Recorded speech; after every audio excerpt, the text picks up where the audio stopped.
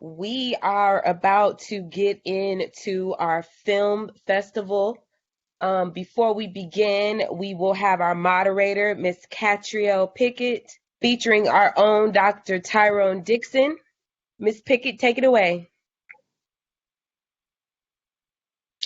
Hello, thank you to all the performers from the ERM department. They were so great. Thank you to all the administrators and staff who are being very supportive, our students.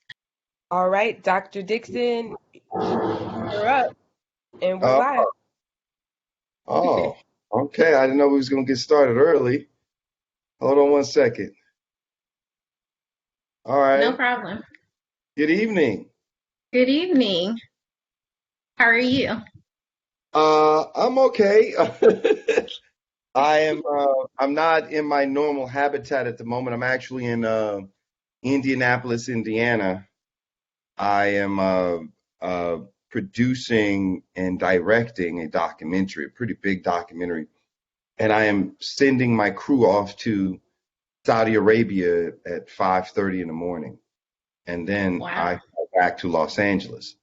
Um, yeah, I'm not going on this trip because my daughter gets married on the same weekend as the big event that they're going to Saudi Arabia to shoot. So, I had to spend some time with them before they travel so far. I had to make sure to understand the direction of my vision and, all of that kind of stuff. So it was just great connecting with them. Uh, One person on the team I've been working with since film school at AFI for 25 years. Another guy I met through another person who I've only known through social media. I hired him because on social media he demonstrated he was so dope. And Preston Holmes was a business partner of mine and a mentor of mine, is a great producer, recommended the sound guy. So then I pulled that guy. And there's another young lady who she just loved the world of racing and the topic, subject matter of the story. She just really chased down, our executive producer and said she wanted to participate. I saw her resume. We rapped about it. And so now here we are. So that's what's going on in my world. All right. So, ladies and gentlemen, if you're just joining us, we have Dr. Tyrone Dixon. He is an alumni and current TV and film production professor here at Texas Southern University. He is a Houston native, LA resident, and he has worked with the likes of Debbie Allen, Russell Simmons, Spike Lee, and he has his own film company, Daikajada Films.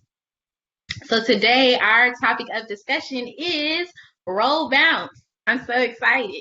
The making of roll bounce. Yes, yes. Let's talk about it. Yeah, so my first question is, how did the concept of roll bounce come about and why was the story so important for you? That's a very good question. It was very important to me because it was something that I grew up with. Roller skating was an escape for me, and it was just one of those childhood things that culturally you're exposed to that I took to, and it never left. I always remembered and felt that whole skating stuff. But I did a documentary called Eight Wheels and Some Soul Brother Music, and it was an opportunity for me to combine my love of filmmaking and my love of roller skating. And I always tell you in story, filmmaking, make a story that you know, tell a story that you know.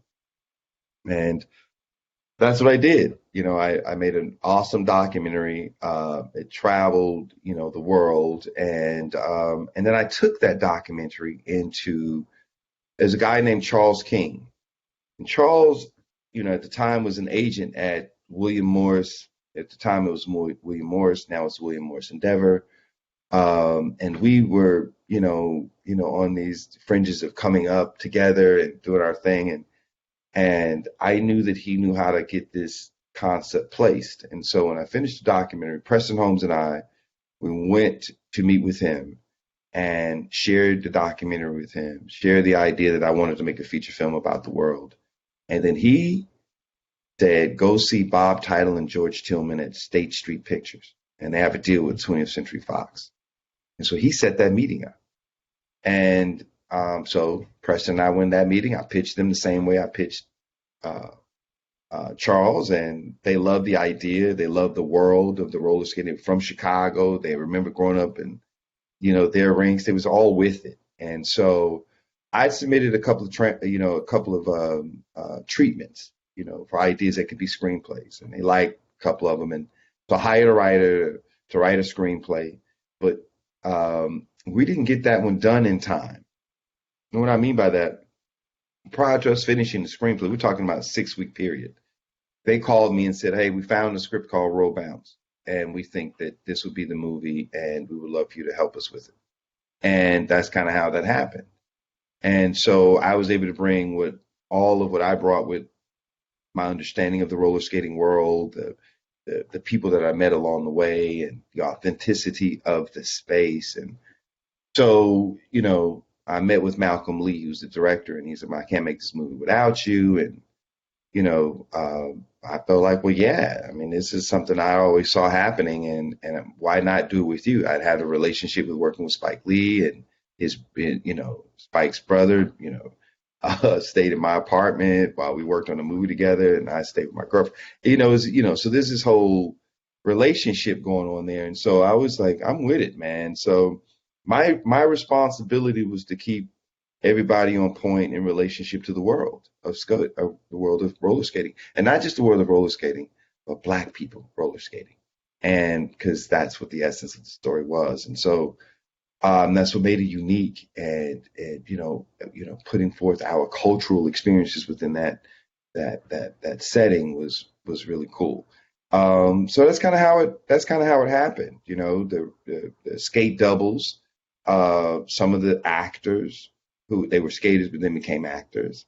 But all of the skate doubles and everything that's skating, the music, was heavily influenced by me. Wow. So, what was your process like in selecting the music? Did it like take you back to your childhood or like prevalent things that were happening at that time? Well, I think it was a combination because when we talk about the music, quick note, Matthew knows who was a big part of our ERM department and the development and the growth of our space. Uh, uh, was also, Music World was they did the soundtrack for Roll Bounce.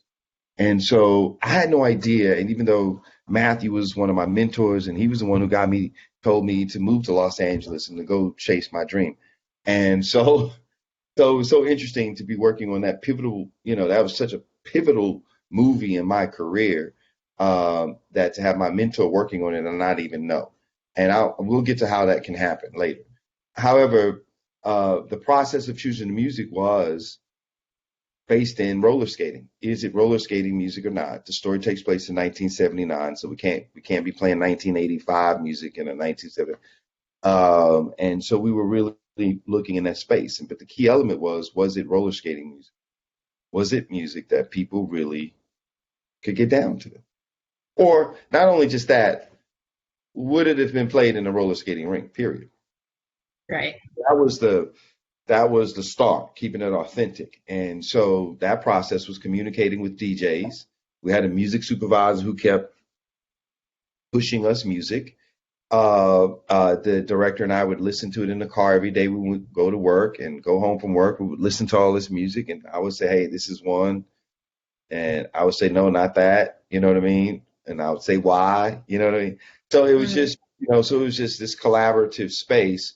Him being a great filmmaker and me being a filmmaker and I'm a great filmmaker too, but me having a whole lot more experience in that roller skating world, right? There was a very collaborative uh, space there.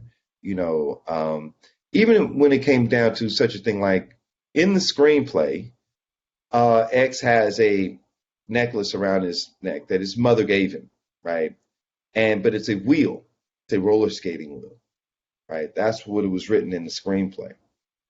However, I said to him, I don't know about that. I don't know about the wheel. And then I pulled out what I had on my neck, which was a skate key. I said, what I received this. I said, someone gave this to me as a token of roller skating. It's the skate key. It's the key to, so that's when you see the movie and you see Bow Wow wearing the skate key, that came from me. Wow. So that's just, and there's many other elements like that in the story, but, or even Sweetness's skates. I wore skates like that, right? Those Mm-hmm. skates that Sweetness wears, I wear those same skates right now. But because I was skating, I live in Los Angeles, right? There's different styles of roller skating in different cities. But these brothers, they like to put Stacey Adams on a skate plate, and that's how they get down. There's a nice pair of shoes, and they don't dance plate, so there's no stop in the front. And they like to skate with wood wheels and slide around and all that, and have all of this thing. So it just made sense for me that that we can incorporate that style. So what happened was, uh, they were showing pictures of how they were going to style Sweetness, right? The wardrobe and all this, and. And again, my documentary played a large role in that because I told the history of roller skating from a Black perspective. So you could see, fashion going across the generations of time and whatever. Right. But they were going to put these covers on his skates. Like they would just put these covers. I said, no, no, no, no, no, no, no, no. Girls put those covers over their skates. Sweetness is not doing that. Then I showed him a picture. I showed him my documentary. I said, here, freeze frame. See those skates? I think that would be Sweetness, right? And then, it's like, oh, y'all, they customized skates? Yeah. He would wear a pair of Stacey Adams with his cold-blooded brim, and his Stacey's would be shine and be like alligator. Who comes out with that, right? So again, that was another piece that came from, obviously a collaborative experience, but or a collaborative process. But that was something that I pretty much influenced that perspective on the story. So you talked about Bow Wow with the change. So recently he's expressed that he doesn't want to do a sequel to Roll Bounce because of fear of not living up to the first movie. Do you share the same sentiments? I completely disagree. I completely disagree with that because, and I'll tell you why. Um, I've had conversations with Norman Vance, who's the writer of Roll Bounce, who now has a sitcom pilot that he's doing with Disney Plus called Saturdays. Right? It's about these girls. It's a group of girls that hang out at a skating rink on Saturdays. They're teenagers, and we're going to explore that world of that summer. But he and I have always talked about RB2, right?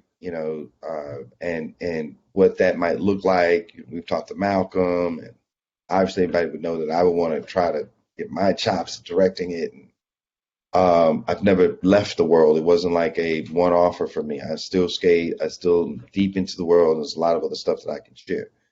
I think that'll change. He will change his mind when he sees what I'm doing with the making of Roll Bounce. So this film is called the Hardwood Classic, the making of Roll Bounce, the retrospective of the making of Roll Bounce. Right?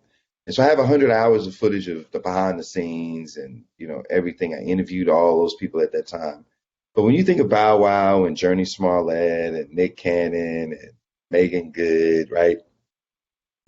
Wesley Jonathan, you think of Marcus Polk, you think of they were young kids. They were coming of age. The movie was a coming of age film, but so were they. And to see how they respond to seeing themselves is going to be interesting.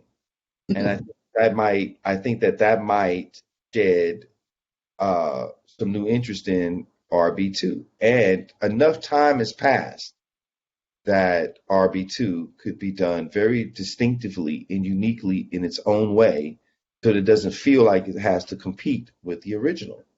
I think Malcolm Lee did that with Best Man and then Best Man Holiday, right? I think that you can do that. Absolutely. You know what I mean? So we're exploring that, but obviously, like I said, with the sitcom going, I'm doing the making of, uh, you know, the world is still hot, and I'm just excited about it all. So, what would you say was the most difficult task during production? Oh, all these great questions. The most difficult task, I would say, was choreography as it related to the routines. It's not just one choreography, it was choreography of routines. So we had the actors and then we had the doubles. The doubles were coming of age as well. They were older, but they had never been in movies before. They had, this was their dream coming true to be. So everybody was just this thing going on. So managing both groups, keeping them on point, figuring out how to discipline Bow Wow and Marcus Polk and what's my man Cleo Thomas. Boy, they were off the chain. They were kids and they were so cool and cute and sweet. I have kids and I get that. But looking back on that, when I look at the footage now as I'm editing it, I'm like, wow, man, they're gonna love this because they really truly demonstrated who they are now. They're stars, and they were stars then. It wasn't just a fluke, right? It wasn't, you know what I mean? So I'm the most difficult, most challenging thing was, getting them ready in a short period of time.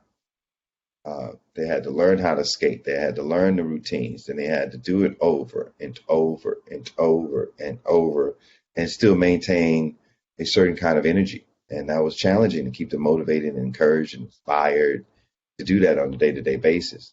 With all the other things that was going on in their young minds and bodies. You know what I mean? Mm. How long did it take for them to get the routines down, and like how many hours did they put into rehearsal?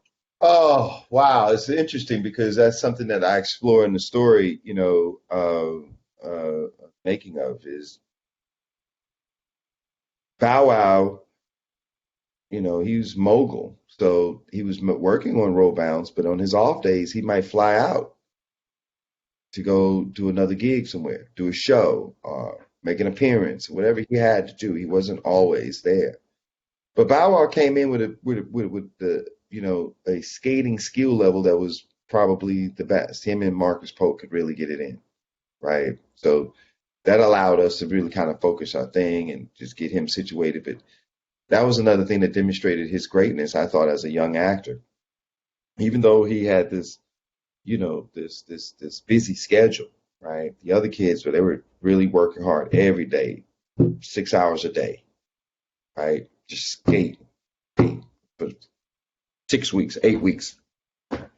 That's all they did. 6 weeks to 8 weeks, just skate every day, 5, 6 hours, right? They had to get it. And so Right. the finale of the movie is, they do this. He comes up with the clutch song, I got it. And he plays the wreck and then they do this routine, right? That routine, they practiced the longest. And up until the day before we shot that scene, they didn't have it down. Up until the day we shot that scene. I'm talking about the night before, they were arguing with one another. It was not a pretty picture. We were afraid because we had to get it because we couldn't push. It wasn't going to give us any extra days. It always was take us 35 days, 36 days to shoot the movie. That's unheard of today. And you'd have to shoot that same movie in 25 days or 20 days. Well, they might give Malcolm, sometime. They might give. However, it was stressful. But on the day we shot, we had all these cameras placed. All the lights were ready. And my man said action. And then playback played that record. Those actors did the dang on thing. One take, because then the doubles came in, right? Yeah. Through the routine completely, all the way through the end. They hadn't done it in 8 weeks of prep and 30 days of the shoot of rehearsals and practice during that time. They hadn't got it all the way up to the day before we shot it. They had not gotten it. The doubles had. But the actors, Bow Wow, Marcus, and Cleo, what's my man, Ricky Gonzalez. They were, Ricky was older. So there were times when Ricky was like, man, he was tapping out. They 16, 17, 18. Ricky was like 25, 26 playing 16. Mm-hmm. So, you can only imagine what it was like when we were not, on set, right? It was very interesting. So, yeah, all that was very challenging. The time and the guys getting it, but it was such a sweet thing. It was we knew at that moment, oh, we got a hit movie because they pulled that stuff off. So, did you choose Malcolm Lee as the director, or I did how not did you choose. go about that? I did not choose Malcolm Lee. Bob Title and George Tillman, that's their company, was producing the film with Fox 2000. So it's another company that has a deal at 20th Century Fox. Fox 2000 and State Street, they come together, they pull this project together. They hired Malcolm Lee. And then once Malcolm Lee came on, because it started off with, okay, we're the producers, we got to find us a director, right? So then Malcolm comes on. Now they already knew who I was and what I guess they assumed what kind of role I was going to play later. But once, they had my DVD of Eight Wizards of Soul Brother music all around the lot, 20th Century Fox. It was funny when I saw that. I was like, wow. They had the Fox logo on it. I was like, wow, they just really made themselves at home with my stuff. But I was flattered, and it worked out, so it was all good. But yeah, Malcolm, they were, State Street and Fox 2000 hired Malcolm Lee. And then Malcolm Lee met me, and then the rest of the creative process was able to happen on the skating side. Then I brought Bill Butler in, and Bill Butler brought all his people in, and it's just one piece after another. And I say this: we had lightning in the bottle. There was no other time to make this film. We could not have made Road Bounce any other time, and I think that's why Bow Wow is so. He's like, I don't know, because he knew we caught lightning in the bottle. He knew that finding somebody to double him, finding somebody to double Wesley. I mean, they were like twins. You guys got to see the footage when you see the film. They were amazing. How everything happened at the time that it did. The people were available.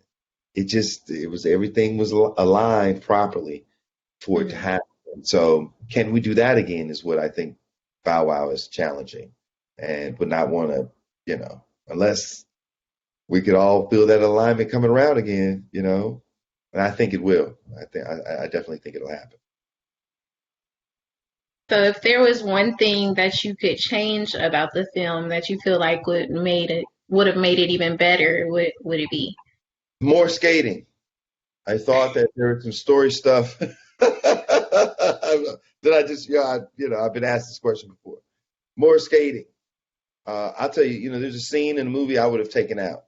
Him beating up the car, I would have taken that scene out of the movie. I felt like it was too much.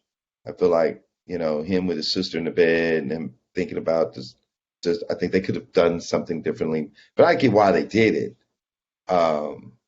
However, there was a scene we shot that maybe I'll have it in the making of. Well, Bow Wow goes outside. It's late night and it's raining, and he really wants to learn to get that triple Lutz thing down. And he goes outside and he skates in the cul-de-sac, and he skates in the rain. So we had a skate double who could actually do the shit in the rain, skating in the street in the rain. This kid was 15 years old who could do this, right? You'll get to know him. You'll get to know him when you see the making of. But I have that footage of this kid skating in the rain. But I thought that was more dramatic and demonstrated with the right record, him missing his mother and, him, reaching for the necklace and just doing all that kind of stuff. I thought that would have worked better. But, we talked about it all the time, but, it's a studio picture, so they get to determine kind of like what ends up happening, right? The director has his cut, and then the studio has its final cut. And, that's the way that is. But, it was one of the best rides I've ever had. And I've done a lot of things in this business, and I'm doing something really cool right now. However, roll bounce was something that I dreamt of when I was a kid. I mean, I saw it. And people will say, "Oh, Dixon, are you talking?" I said, "No, man. When I was about 12 years old, I saw this movie." I even told Wesley Jonathan, let me tell you this before I get too emotional about it. So Wesley Jonathan and I go back because we worked on Panther, the movie Panther about the Black Panthers. Hmm. Mario Van Peebles directed, Melvin Van Peebles produced. They getting ready to do something on Broadway right now together, father son. Um, eh, um, Wesley was a kid; he was 12 years old and working on that movie. And we connected somehow. I don't know. I spent a lot of time with him, being in the position that I was in, and we just connected. And so I remember being in the Glendale Mall in the space where all of the food is, right? And I was with my girlfriend, who's my wife now, my girlfriend at the time. And then we're walking through, and then he's coming through. He has a girlfriend with him, and I said, Wesley, and he's like, "Oh, Tyrone was that?" I said, "Man, it's so good to see you. Look at you, growing up." And because he'd grown up, he was, driving now and doing his thing. And, and I said, "Hey, man, we're going to work together again, man. I'm working on this thing." At the time, I was putting together the documentary in the very early stages of Eight Wheels and Some Soul Brother Music. And I said, "Man, I'm doing this thing, man, and I believe you're going to be great. I'm going to make this movie about roller skating, and you're going to be in it." I told Wesley Jonathan, and he will tell you this, Hmm. in the Glendale Mall, "I'm going to make this feature film about roller skating, man, and I think you're going to be in it." Cut to, he was the hardest person. They didn't want him in the movie. The studio, they was challenged. Well, Wesley, don't nobody really. He's a TV guy, and who's the Wesley had to go through all kind of hoops. I had my film school buddies. We were editing stuff. The director would come over to my, Malcolm came over to my homeboy's apartment and said, "Yo, can you help edit this? I need this done." Wesley Jonathan and Brandon T. Jackson. We had to sell the studio. So I knew these young people that knew how to edit, and I got the director to come over, and we would sit there and edit this footage of these guys and stuff that they previously done and made it all hot, like make it a little real, but from the director's perspective, from Malcolm Lee's perspective. And so that just, man, and boom, that effort got them kids in it. But it was supposed to happen that way. Oh, Bow Wow was up to do ATL. They was trying to get him to do ATL before, but we won. Right? So, what would you say you learned? Like, what did this film teach you?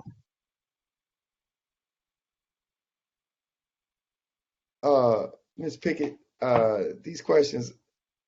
Well, it taught me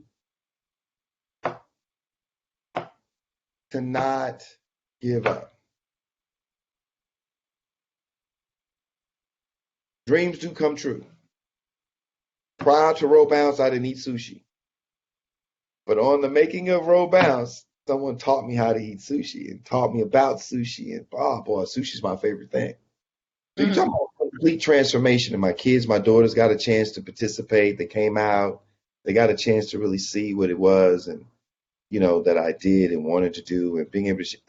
If I never made another movie again, I had done it, right? That's as far as I was concerned.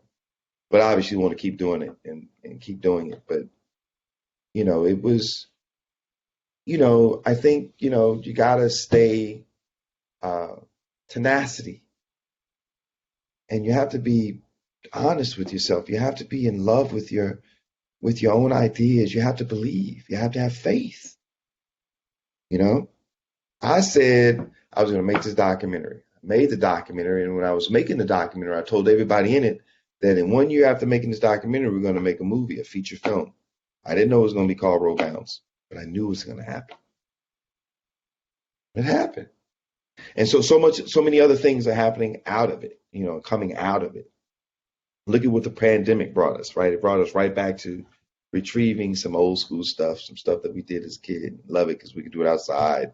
We can do it with ourselves, right? And roller skating is back. And Yes, yes. yeah, and huge way. Yeah, I was going to ask you how you felt about the skating community coming back with like a vengeance, especially with Black women on the streets. It's like so cool. You see Uh, like their fros blowing in the yeah, wind. yes. No, I'm with it. But I already know that. I just like, okay, then it's all around the world. This roller skating, eight wheels took me all around the world. It's a story of it, and it's still. I made that move a long time ago, and it still sells. Right now, it's on Segi.tv, SEGI.tv, and iTunes. And Segi.tv is going to exclusively have the premiere of Hardwood Classic, the retrospective of the making of Rogue Bounce, when it comes out. And so I'm really excited. They're the ones that got me on this gig right now with my crew going to Saudi Arabia. The next trip we take is to, I think, Senegal. Not it's what month are we in? April, June. In June, we go to Senegal. That's going to be very interesting to see how that all works. But yeah, I think that the skating thing is hot. It's back. It never left. For me, as far as I'm concerned. But I'm loving having the opportunity to tap into something that will always be around, and I think that's really cool. So I have to ask, if you were chosen to be in one of the scenes as a skater, what would be your scene? Like the Well, I'm ultimate. actually skating in the movie, but you got to really look to see me because I was actually being an AD, like an assistant director, but on my skates, helping the extras do what they needed to do and communicating with the actors because Malcolm could, he didn't skate. So if the actors were on the set, I would skate over, we'd communicate, I run back out, it was that kind of thing. So you might see me rolling around. But that's a very good question. Well, I feel like Sweetness is, that's kind of based on me. So when my man comes out with the doom doom doom, that Johnny Guitar Watson, when he steps on out there, and when we first meet him, Yes, yes. that's doing oh, that was so fly to me because That's you. all of my vision of what he was, bam, I was like, there he is. That's it, all the way to the fro, you know, to the skates. The oh man, I can't even tell you how that made me feel when I saw that scene because then I saw all these pieces of this character came together. With wardrobe and swag and all of that. Because I had to kind of share that because, Wesley didn't skate. He was a break dancer. He learned how to skate in 4 weeks and incorporated that break dance, and that's how he was able to make it look so clean. But I had to spend time with all of them to kind of give them an idea of what it was, like, just from my perspective, right? Because they all had to watch the documentary. Everybody, the whole crew of the movie, 200 people worked on the movie. They all had to watch Eight Wheels and some Soul Brother music to get an understanding of the world, to understand where we were pulling from. And that was that was really cool. Everybody be like, yo, this is Tyrone Dixon's movie. This is Tyrone's movie. I got to operate camera on quite a few scenes where, I'm operating C cameras. They have A and a B camera. And, let's put the third camera. Tyrone, come get on the camera. So that was really cool. Just they allowed me to really own and be a participant in something that I created,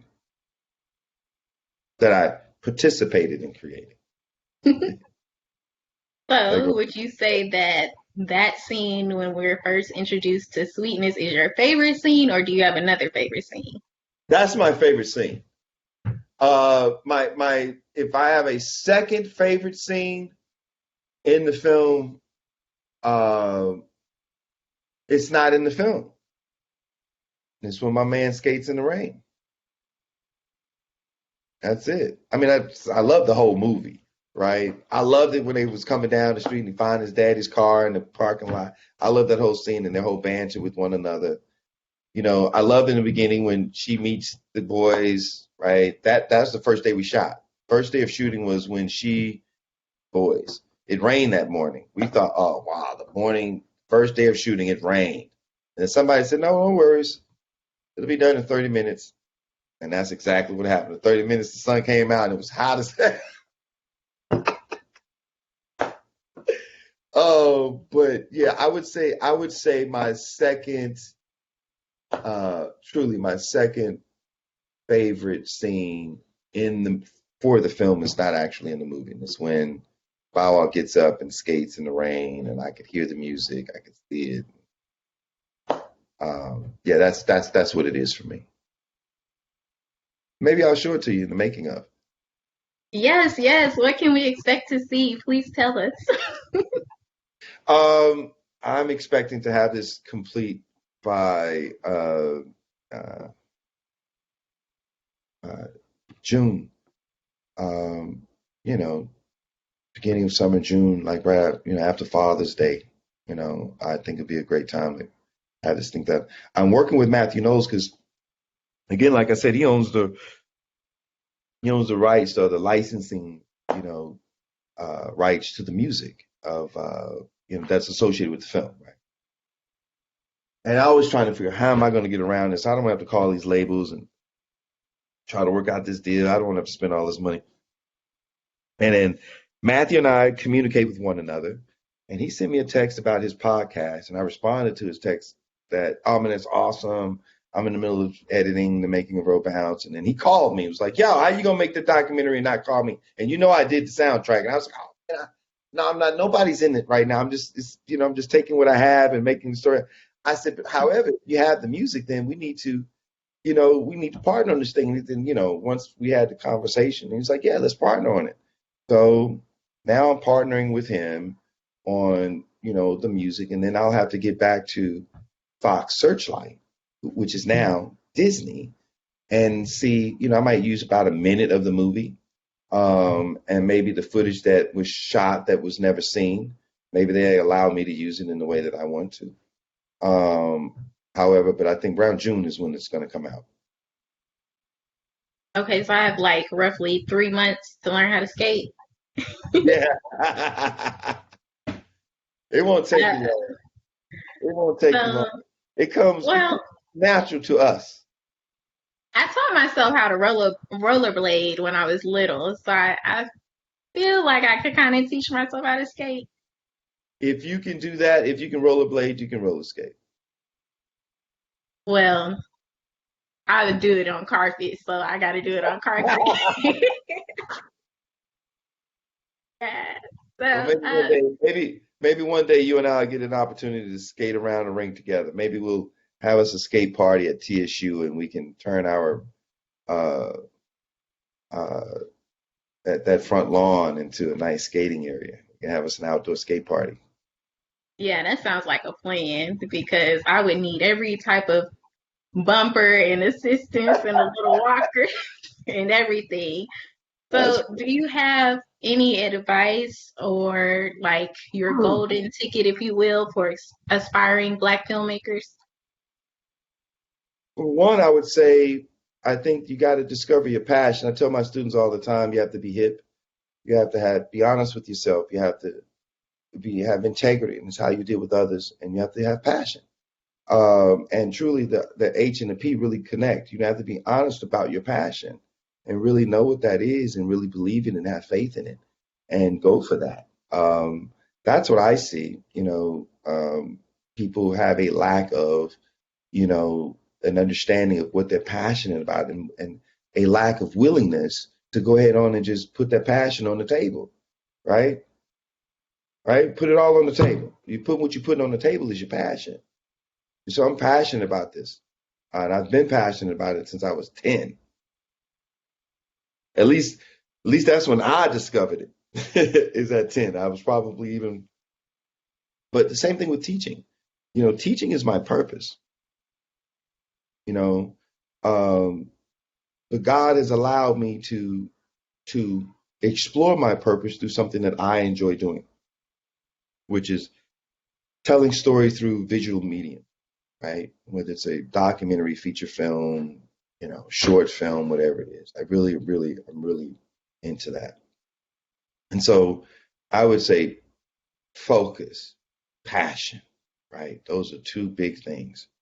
Stay focused and stay focused on your passion. And one of my mentors used to always tell me to, you gotta, be persistent to be consistent and consistent to be persistent. Should I say it again? You have to be consistent to be persistent and persistent to be consistent. I think the way to do that is to have focus and to have passion. And it's easier said than done. But at the end of the day, this is your journey. This is my journey. My wife does her thing, I do my thing, and we support each other in that process. But for me to be out here creating opportunities for others, these people are making good money on this trip, right? They're extreme. They're on a journey for real. And for me to be able to find the right people, get the right people in the right seats, and then we can figure out where we're going, I think that's very powerful. And for me to be able to do that, I've been in this game since 1994. For me to be able to continue to do that, to create opportunities for other people, is why I do this. Well, thank you so much, Mr. Tyrone Dixon. I have had a ball interviewing you. You have definitely made your mark on Black culture. And my name is Catrielle Pickett. I am a senior journalism major here at Texas Southern University. And this concludes our interview on the making of Roll Bounce. That's what's up. I love it. Go Tigers. Go Tigers.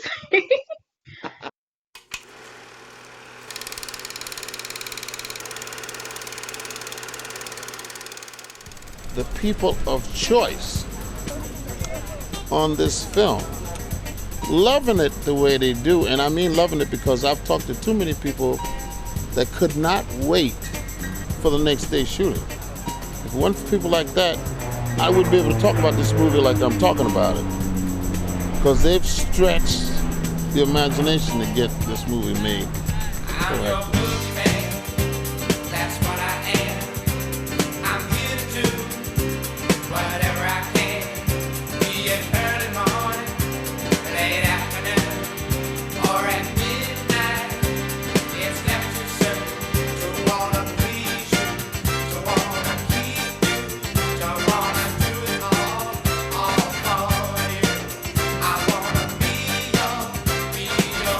They say our fearless leader had visions. I don't think she should be in frame. And you see all these ingenuity-driven people trying to mold these scenes with the equipment and their ingenuity to match his vision. That was something to see.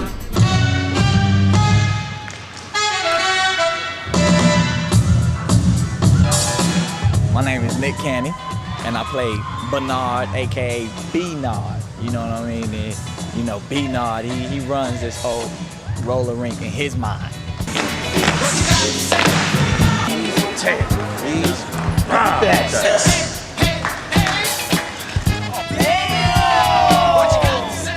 All the young brothers want to be Sweetness because he's got all the girls, all the moves. My character don't live if he ain't believable on skates. You know what I'm saying? Being good and challenging Sweetness. So that was it for me. It was like, it was hard, man. It was hard. It was days I wanted to just quit. Like, man, just have the double do it. You know what I mean? Just have the double do it.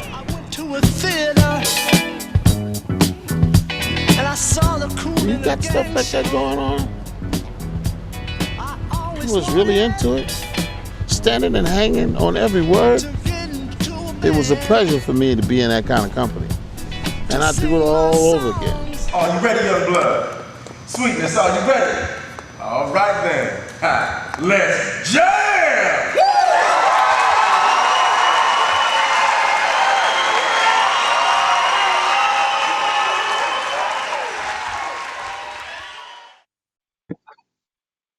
Hello, I'm back. Hey there. Looks like we're doing some Q&A. All right. I'm going to be bold and ask my question since I'm on the presenter side. Yes. I have no, because seriously, I was just at the end and throughout, I paid more attention to the dancing and the skating, I should say, than I did in previous viewings. And that's in large part due to the conversation that was had leading into the screening. So thank you for that. So my question is, or question slash comment, I can very well see an incorporation of the scene that you feel is missing that didn't get included in the next film. I can see that. I can see it happening, and I have a vision for that for you, but I can very well see that as an included piece in the part two. So, Right. Yeah, and I guess I should say, did you have that vision? That was I should have asked that question before I gave my comment. no, I did not. I mean, the scene that I love, him skating in the rain, and because it was a part of, you saw him in the film skating during the day, he was working it out in the cul-de-sac, but that was a continuation, right? And I felt like that would have been a lot more helpful in getting us to demonstrate the impact of his relationship with his mother more so than him beating up the car, right? I just felt like there was the stuff was counterintuitive. But no, I thought about including that in, say, like figuring out a way to include that in part two. We actually haven't, as far as part two has come up, we've talked about it being, the same story except that X is a girl. And it's not a period piece, it is a contemporary piece. Right. And so I think that has something to do with also with the show that they're, the pilot that they're doing right now at Disney Plus. That plot structure that I just said, that storyline does not exist in Saturdays. However, the idea, the skating world being told from a woman's point of view is kind of the direction that we were going with RB2. Awesome. I can't wait either. I look forward to seeing whatever but that's a great idea, Dr. Brown Burton, is to, even to be reflective, right? To start there, just to still use that scene to jumpstart the, roll bounce too. And it could be because Bow Wow has a kid old enough to be, Bow Wow could be the father now. And the kid is a daughter. I think he has a daughter. And, that actually kind of just takes on this whole space and becomes, X, right? So, we'll see. We'll see. I think what's going to happen is once they see the making of, and the nostalgic connection to it is really going to jump, get Disney and all of the higher ups and, all of the talent that we can pull together to make it happen. But I do agree. We don't want to, watching it in this platform today or this evening, it made me just feel like, yeah, we don't want to, this is kind of cool. I don't want to mess this up, but we got to take another stab at it. I think we can get it right twice. I hope I answered your question. All right. You did. You and I'll be talking like very. Yes, You ma'am. and I'll talk further off. Yes, ma'am. All right, so we have a couple of questions from our students. The first one is, how long did it take start to finish for the production? Well, there's a few stages to it. So in pre-production, that was about 8 weeks. And then I think we shot for like 36 days after that. So then there was another 5 weeks, whatever 36 days turns out. And then there was another like 16 weeks or so of post-production. which I was part of. So a lot of the ADR, a lot of the sounds you're hearing in the film when they're skating and all of that, a lot of that was pumped in after the fact.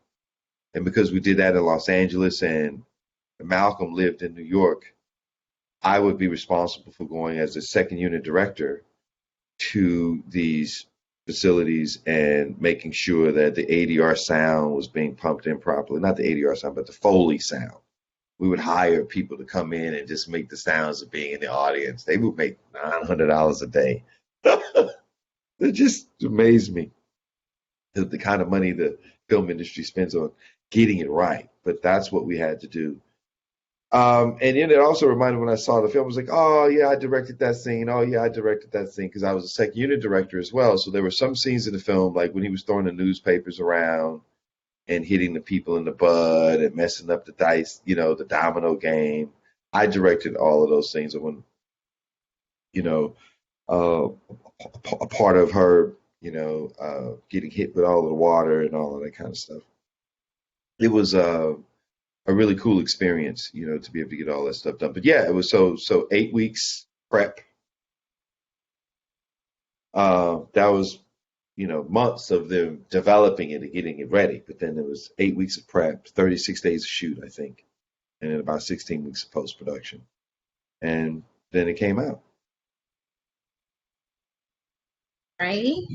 I hope that answers your question. Our next one is, what was the process for finding choreographers for the skaters? Did you all scout at roller rinks or did you use choreographers in the industry? It's a very good question. I mean, we did a combination of that. I mean, we had a choreographer who worked with the skaters, and she was awesome. She was also a choreographer, like for Kashia Dudley is her name. She was awesome. I mean, she did Michael Jackson music videos. She was amazing, right? So we wanted to get the hot young stuff that was cracking and make it happen, and combine that with the best skater choreographers, right? Which was Bill Butler, who's godfather of roller skating, and then his partner, his mentor, his mentee, Michael Johnson, who was Bow Wow's skate double. Bow Wow had 3 skate doubles, but the main one, Bow Wow was 17 and his skate double was 50 years old. So they just happened to be the same height and same build and just enough. Like I said, it was lightning in a bottle to make it happen.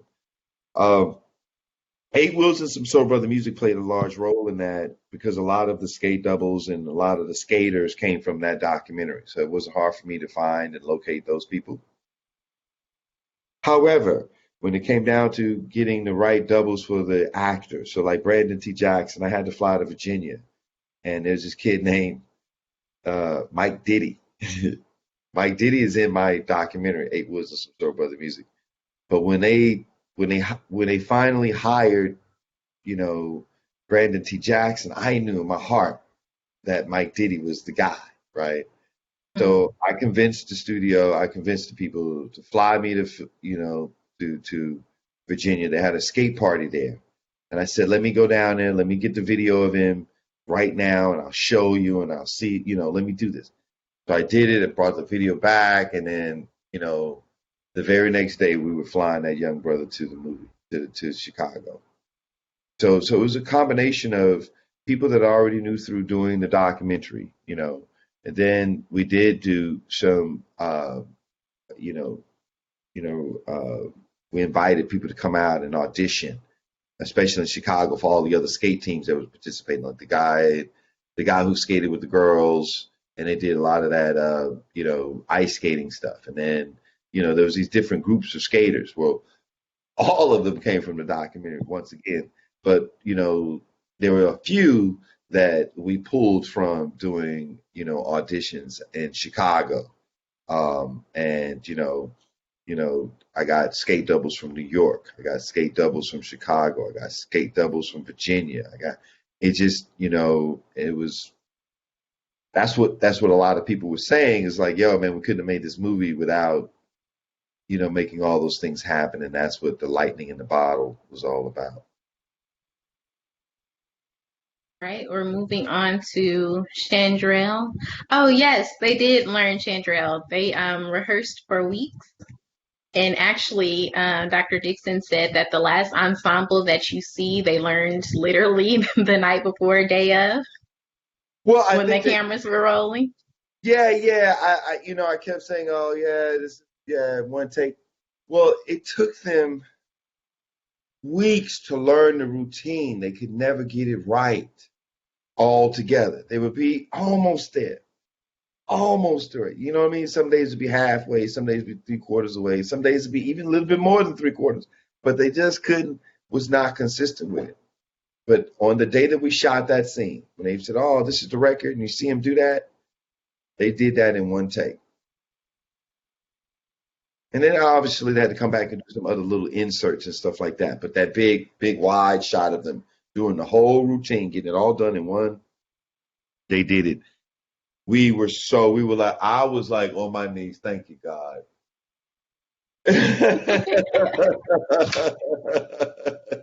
To give me a true climactic resolution, like just give me the full experience. That's what it was. It was the full experience. Our next question is from, I hope I'm pronouncing your name correctly, Lamond Howard. The question is not related to Roll Bounce or Roll Bounce 2. They would like an update on the future plans for the Scouts movie. We are still looking forward to the project. Yes, Lamande. Yeah, Scouts is still, it's in the batter's box, right? We're getting ready to get that going again. We've only been waiting for Boy Scouts to start going back out and doing camping activities again because of the pandemic. They've not been allowed to do that, and we can't make a movie without actually having real Boy Scouts participate in the process. However, the financing is still there. We're so excited about that. We've even made some new casting ideas, and so we're excited that as soon as the vaccines get out to more people. My son just went out to his first outdoor Boy Scout meeting with his troop on Monday, this past Monday, and it was just good to see them out. They have to wear masks. I don't want masks in the film. That's not what the movie is about. So we are being very patient and allowing us to be able to make this film. Like some movies, some television films, they can happen because they go on a sound stage in a much more controlled environment. If I'm going to have 100 Boy Scout, talking about a camporee and they, doing all this, it's a big film like this movie, like Roll Bounce, all those people in the roller skating rink.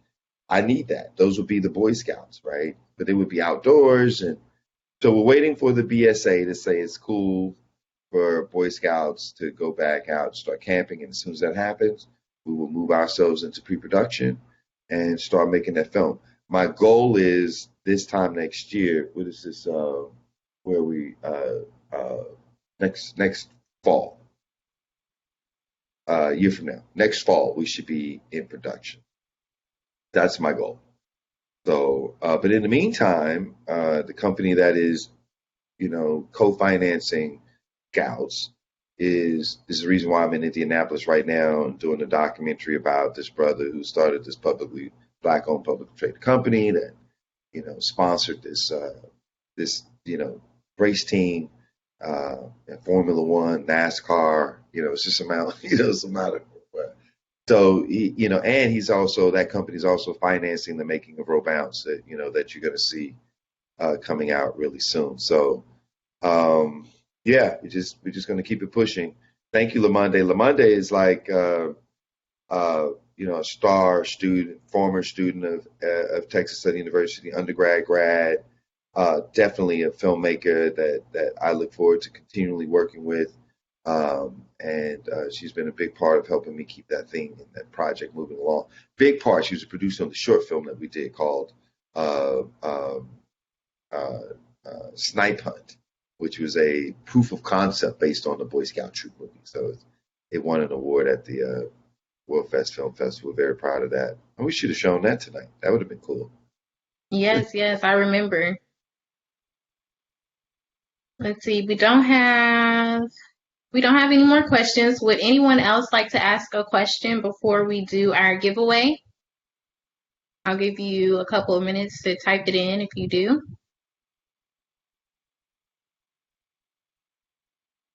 And I have a surprise for you guys. Guess what? What? I learned how to skate in the last 2 hours. No, no, I'm just kidding. Put some skates on your feet. Go in your kitchen and make it happen. Put on some Soul Brother music. You're going to be all right. It'll come very naturally to you. All right, so no more questions. So I created this question. Okay. It should be fairly easy if you guys paid attention. In what decade was the movie set? Type your answers in the chat. Childhood right there, boy. I was a little bit of X, a little bit of sweetness.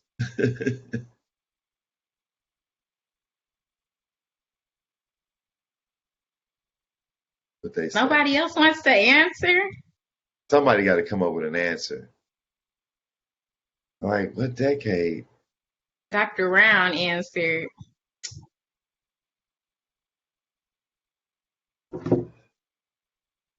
Oh, we have a winner. Uh-oh. Miss Mariah Campbell, my girl. Uh-oh. You have a Fire Stick. Woo! Oh, that's cool. I think you can get Sega TV on Fire Stick. You can get it on every one of those platforms, whatever you got. You can get it. Wherever you see Netflix, you'll see Sega.tv. Let's go. Yes, Miss Lowry, you are correct. It was made in 05.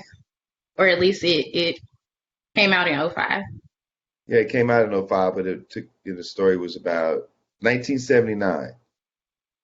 Miss Campbell, would you please drop your email address that you would prefer your gift cards, your Fire Stick to be sent to? Uh-oh. Boy, y'all got some good gifts. I love it. And Miss Pickett, you did an awesome job. I love your top that you have on and your glasses, your whole swag. You're so fly. Thank you. Fly tiger. Well, I was groomed by the best at Texas Southern. Come on now. TS, All right, we got you squared away. Any more questions, or would we like to move on, Miss Mitchell? I think that we are good to go. Thank you both so much for a phenomenal session. I'm glad we got to kind of kick back and watch Roll Bounce together. We're going to continue our film festival with some films from our alumni.